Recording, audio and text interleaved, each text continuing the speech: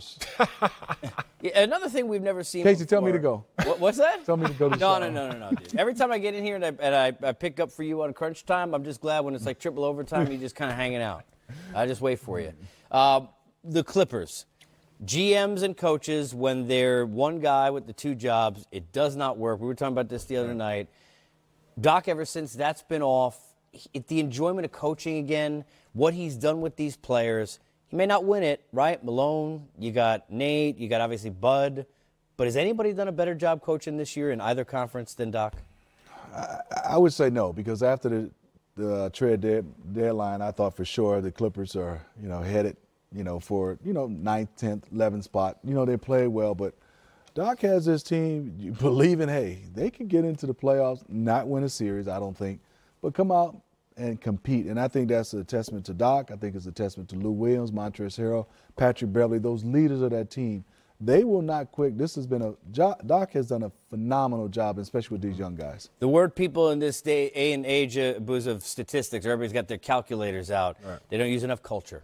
You guys know it. Right. Winning teams in college and the pros, right? That's the biggest thing you notice when you get into even camp. When you talk about the guys you just mentioned, Harrell, and you think of Beverly, and you think of Lou Will, and what it does for the Gilgeous-Alexanders and the Shamits and some of those young kids, how impressed are you with just the collective toughness that this team has shown after the trade when you lose a player like Tobias? Yeah, you lose a guy like Tobias, and even before that, you lose CP3, you trade Blake Griffin, DeAndre's not there. I mean, there was no way I was thinking the Clippers are going to make the playoffs. So there has something has to be said about cohesion, a group that believes in each other, that fight for each other. Great job by Doc. Great job by those players. All right, you speak of players and intangibles. Duluth Trading Company brings us the hardest working player of the night. These two ineligible. To my left, how about Harrell? I mean, this is what he does every night. Yeah, I really like that's the part I love. Yeah, I mean, he puts a staple and a period on his block shots. Unafraid to get his nose dirty, man. He's the kind of guy I would have loved to watch you battle with in the paint because there's a respect level, right? Yeah. When you guys go opposite a guy who you know is just, he's giving it to you and he's going to come with it every day. What's he, 6'8", 6'9"? Brings the energy every night. 6'9", and he's playing like he's a 7-footer and he believes he's the strongest, biggest guy out there. And he's got so much better, just not brute strength. He's got a touch right now. He has some handles. He's showing a little jump shot on his post moves. He's gotten better and better. And he's a great complement player to go with Lou Williams coming off the bench. Mm-hmm. They thrive off coming off the bench and being able to stop and score and take that lead up to another level. And their guards do a great job, by the way. They don't get the credit for it with little alley-oops, the kind of plays that you see the Rockets do where they'll get in enough. Gilgeous-Alexander, who's 6'6", get in the paint long enough to be able to feed Harrell. The Clippers continue to get wins, and don't sleep on the Bulls moving forward. Yeah. I know you got love for shot. Lavine and company, they're coming. We are coming back talking about, speaking of the Rockets, James Harden and the hottest team in the NBA coming off of a rare second-half loss. 9-10, they were the hottest team in the NBA. As James Harden goes, they go. And Phoenix, a place they expected to win, and Fareed off to a good start. Yeah, great pocket pass right there. Love the way he's attacking. Ferocious. Fantastic pickup by the Rockets. Pickup because they have this guy also who's picked it right back up. How about having both of them? Here's another one from Capella Boost. Yeah, we talked about it earlier. They just got deeper and deeper because of all the injuries they had. Capella and Fareed going to the rim like that going to help them a lot in the postseason. Lead one for the Rockets and then a spin inside for Harden. We're locked up at 51. Devin Booker at the buzzer at the half. Ooh, that's deep. Why not? Kid's a shoot. Extremely deep. Second half, more Capella at 14 and 11 in the game. Half-court dish from Harden. Easy stuff. They sometimes look easy and not so much. Like, for example, meet Kelly Oubre. Ooh. He jumped high enough, though. He did. That's a Shaqtin' a Fool nominee. Got to know time and score. Ooh.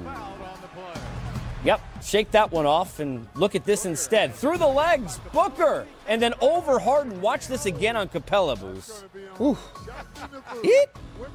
And got him to fall down with the step back. 29 and 7.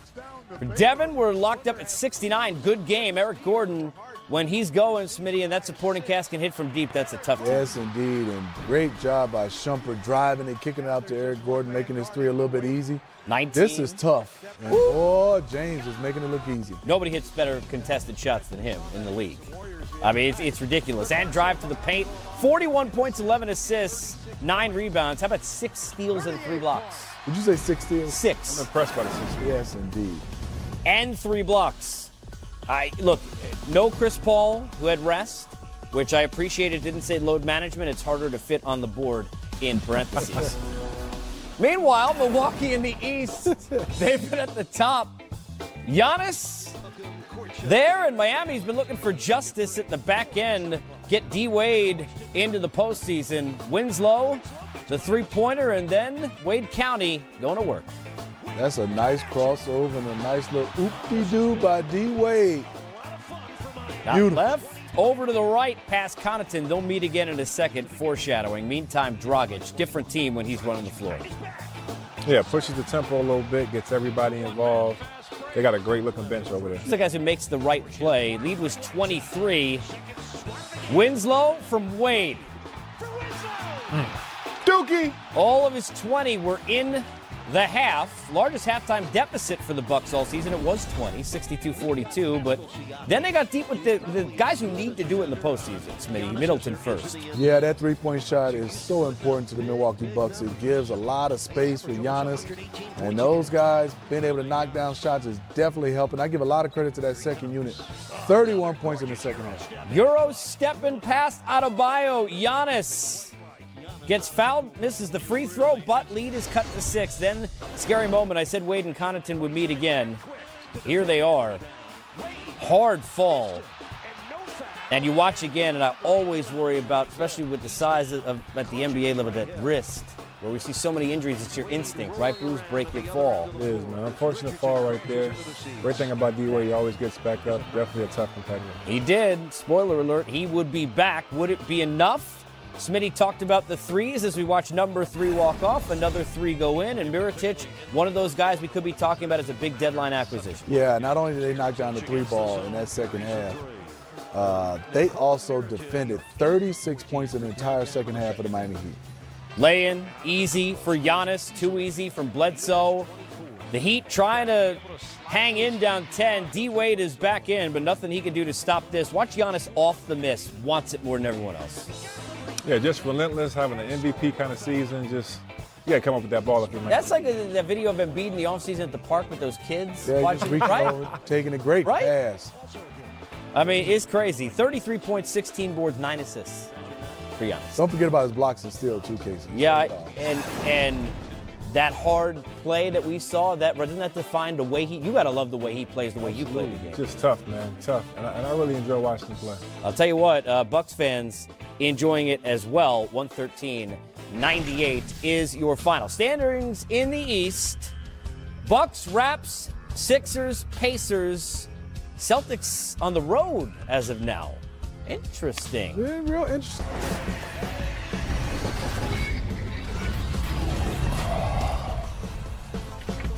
It's a Friday night doubleheader here on the network. Game 2 later on. The Bulls in LA to take on the Clippers first. A potential playoff matchup between the Milwaukee Bucks with the best record in the NBA and the Heat, who are currently holding down the 8th spot in the Eastern Conference. Welcome in, everybody, to our NBA TV World Headquarters in Atlanta. It's the Auto Trader pregame show for a Friday night. Carlos Boozer, Steve Smith. I'm Matt Weiner. You'll see the top team in the league in just a little bit as the Bucks hit Miami. It is their 18th road game and their last 26 on the schedule. They're not sure where they're waking up these days, the Bucks. 5 of their next 6 after tonight are back in Milwaukee, which could give them a chance to expand their lead on Toronto for the best record in the league. And if he wasn't already, the leader in the clubhouse for the award, the top seed would be a pretty compelling argument for Mike Budenholzer's second Coach of the Year trophy. It's just flared up the last couple days, and so he's not able to go tonight. We'll see how he kind of does the next couple days and just evaluate it as we go forward. How worrying is this flare-up after he sat out for so long and having to come back in this quickly? Yeah, there's definitely enough concern where he's not playing, we'll see how he's feeling the next couple days, and just take it from there. It's part of sport. It's part of his journey. So I think most important thing is just get him healthy and look forward. Your thoughts on getting George Hill back tonight? Yeah, no, it's great to have George. He's been so good since he joined us, and gives us a kind of a third point guard to go with Eric and Malcolm, and defensively what he does and just experience. So really glad to have him back. He seemed to solidify your defense on that second unit. Was that the case? Yeah, he's just we talk about IQ a lot. Usually people talk about offense. I think George's defensive IQ is just really high. He's been in a lot of great programs. Reads and sees things a little quicker. He's really committed on that end, can guard different types of players. So I think he brings leadership to that second group defensively. So a lot of positives for him when he's out there, really on both ends, but especially defensively. Knowing Dante, I imagine he's somewhat frustrated with the situation. What's the key to just keeping somebody mentally invested when they're a young player like that? Yeah, I think just trying to be as positive as you can, and just again looking forward, trying to figure out how to get healthy, stay healthy, and just stay as positive. During some times it can be frustrating. We know coaches are trying to improve their team every game. What is your players' focus now as you're nearing the playoffs but not there yet?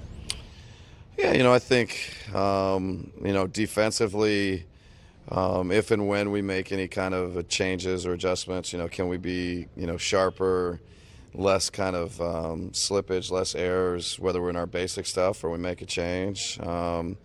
And offensively, just our execution, I think, can get better. The way we move the ball and maybe move the defense side to side and then attack. And I think that just a lot of that comes down to just your focus and your habits, and can we keep building our habits and maintain or improve our focus. That's going to be important as you go into the playoffs. Mike Budenholzer there, already won a Coach of the Year trophy with the Atlanta Hawks a few seasons back. Now coaches the best team in the NBA at the moment, at least in the regular season. But you guys have seen over the years there's some teams that are better built for the regular season than the postseason. We'll find out soon enough if this Bucks team is good enough to make a deep run even to the finals. Are they the team to beat when it comes to the playoffs? I don't know. For me, the answer is yet to be told. I think the East is wide open now without LeBron James in it. There's 4 very good teams, I think, obviously, with Milwaukee, Toronto, Philadelphia, and Boston.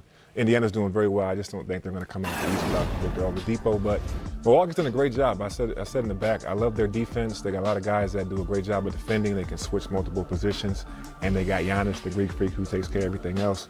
I just feel like there's a couple other teams that may have more scoring or may have more playoff experience. So I'm not sure who's going to come out the East, but I feel like it's wide open.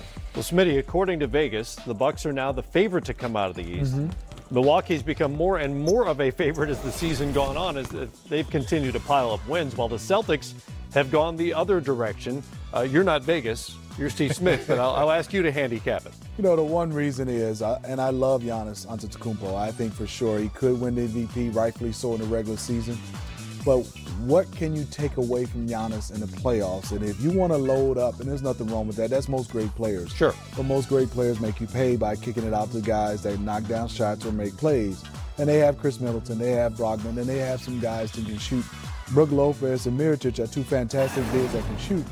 But then you also, can they play on the other end? They become liabilities to me, Mirotic and also Brook Lopez on the other end. And also for me is, other than Giannis, they don't have a lot of guys that get to the free throw line and been able to create their own. And that's where I think the most important player, I wouldn't say he's the second best player on their team, is Eric Bledsoe. I think Chris Middleton is their second best player, but I think their most important has to be Bledsoe. Another guy that can break down the defense, penetrate, push the basketball, and get himself an easy bucket, versus most of those guys got to wait for the kick out from other guys. We'll see him against the Heat tonight. They're 1-1 against each other. Giannis Antetokounmpo, if you were with us in our last half hour, has not had good success against the Miami Heat. Could they cause them a problem if this is a 1-8 matchup? Yeah, they're tough, and Spo has a great game plan down there. They swarm him every time he gets in the paint, every time Giannis grabs the ball. You got 5 Miami Heat defenders paying attention to him, watching him, and like I said, almost daring their shooters to get the ball and take shots. So I think Milwaukee would still beat Miami in the series, but I think Miami would be a scrappy, it'd be a dogfight. Yeah, and I think, Matt, we talked about it earlier, Giannis is in full speed. I think you have enough guards from the Miami Heat. And I'm talking about guards because usually guards get out of the way. They find a way to stay hugged up with their man when Giannis is coming. That Dwayne Wade was willing to take that hit. I think Dragic is willing to take that hit. I think Richardson, Deion Waiters, all those guys are willing to take that hit. And then you got some small force in Justice Winslow and James Johnson, two tough guys that can come out and defend. Then you have bigs that's athletic as well that can meet him at the top. And Bam Adebayo and Whiteside, they have enough guys to just disturb him. I'm with Booz. I think Milwaukee will still win that series, but that will be a dog fight for them. I'm hearing skepticism, not on the series against Miami if it happens, but coming out of the East when it comes to the Bucks. So if not Milwaukee, then who is it? For me, I still have the Boston Celtics, and I know people say I do too. They have a whole bunch of things going wrong. Yes, but once this team gets into the postseason, I still think they have the most talent, and they have the most closers, and they have the most two-way players, and they have shooting, and they also have a good coach. So I'm still going with the Boston Celtics. I like Boston a lot too.